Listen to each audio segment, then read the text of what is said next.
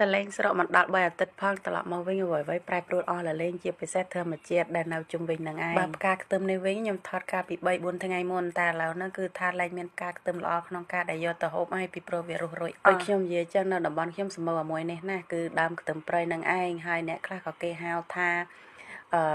អីគេខ្ទឹមក្បាលតោអីចឹងទៅអ្នករស់នៅប្រទេសបារាំងអីផ្សេងហ្នឹងណាហើយនឹងអ្នកខ្លះក៏គាត់ហៅថាដើមកញ្ឆាយព្រៃ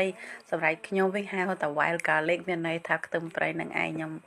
មិនដឹងថាមានឈ្មោះអីផ្សេងពីនេះទៀតទេ discovery របស់ខ្ញុំគឺថាផ្កាខ្ទឹមព្រៃនេះអាចហូបជាមួយនឹងនំបញ្ចុកសាឡាបអាហារបានជាតិវាគឺឆ្ងាញ់អស់ទាស់តែម្ដងពេលត្រឡប់មកពីស្រុកខ្មែរខ្ញុំសប្បាយចិត្តខ្លាំងមែនតើទោះបីថានៅអ្នកស្រុកក៏ដោយប៉ុន្តែអ្វីដែលសប្បាយចិត្តខ្លាំងនោះគឺឃើញធម្មជាតិវាផ្លាស់ប្ដូរអស់លលេង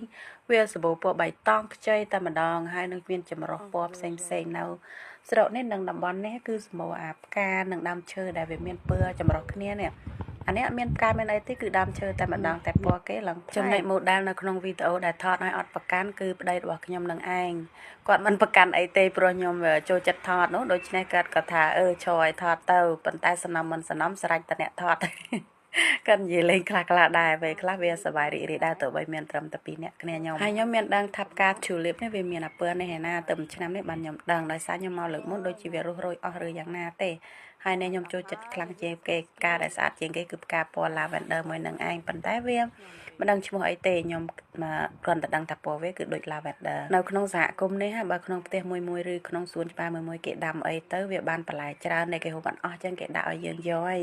យើងចង់យកទាំងអស់ក៏យកទៅហើយយកតិចតួចក៏បានដែរគេដាក់នៅតាមមុខផ្ទះគេនឹងឯងហើយគេទៅសេអសរថា free you can take or help yourself អីចឹងទៅ